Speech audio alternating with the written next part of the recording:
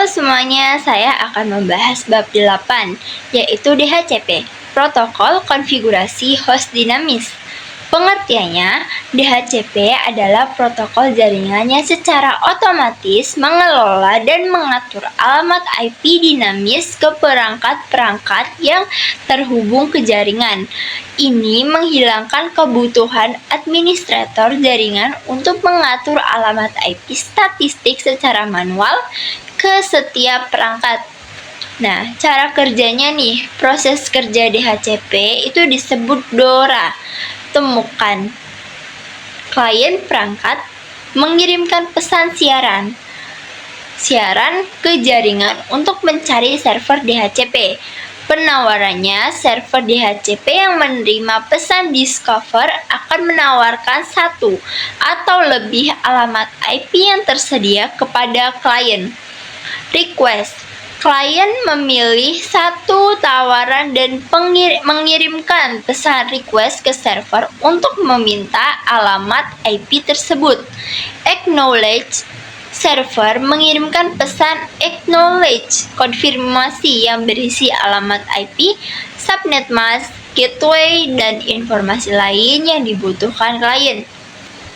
Yang ketiga, keuntungannya nih, menghemat waktu. Administrator tidak perlu mengelola alamat IP secara manual. Masalah konflik IP, yaitu DHCP memastikan setiap perangkat memiliki alamat IP yang unik, sehingga menghindari konflik alamat IP yang dapat mengganggu jaringan. Portabilitas. Perangkat bisa dengan mudah terhubung ke jaringan manapun yang memiliki server DHCP tanpa perlu konfigurasi manual. ARP, Protokol Resolusi Alamat. Pengertiannya, ARP adalah protokol yang digunakan untuk menemukan alamat fisik MAC address dari sebuah perangkat di jaringan lokal. LAN berdasarkan alamat logisnya, alamat IP.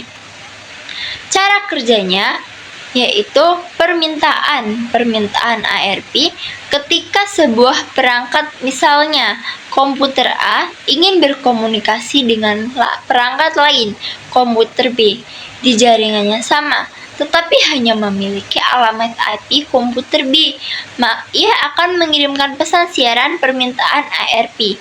Pesan ini berisi pertanyaan, siapa pemilik alamat IP ini? Beritahu saya alamat MAC-mu.